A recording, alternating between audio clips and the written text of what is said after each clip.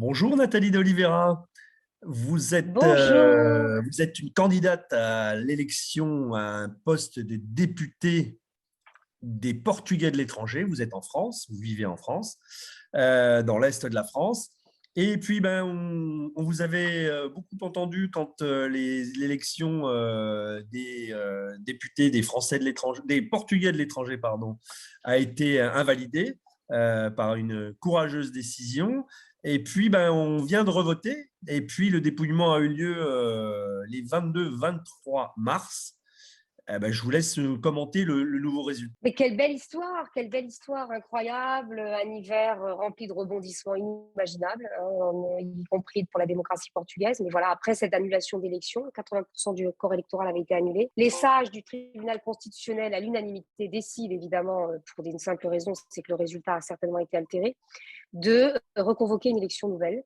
Les temps impartis étaient très justes parce Ouais. que pas loin d'un million de bulletins de vote ont dû être réenvoyés après la décision du tribunal constitutionnel, c'est-à-dire le 15 février.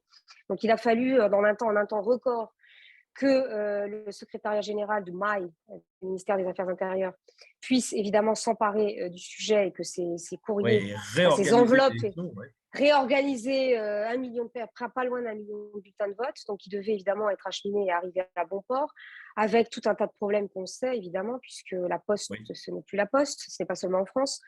Donc dans ce temps record, la vérité c'est que oui, la moitié, on est arrivé on était à pas loin de 200 000 votants, enfin tout le mois de janvier jusqu'à la Ouais. date butoir.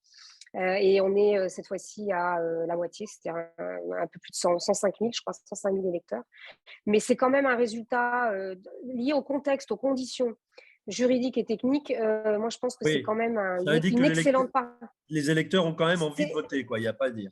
c'est une excellente participation qui, en fait, n'a pas découragé. Il y a eu de la colère, il y a eu du ressentiment. Il y a eu, quand on annule, quand pour la première fois, on a quand même 200 000 personnes qui votent et puis on leur dit bah, Oui. c'est fini, c'est annulé. Donc, une bonne participation et un choix, une décision renouvelée à la liste et au parti, à la liste du Parti socialiste et au projet en fait du Donc, Parti voilà, le socialiste. Parti Et socialiste voilà, a a remporté. raflé les 2 sièges.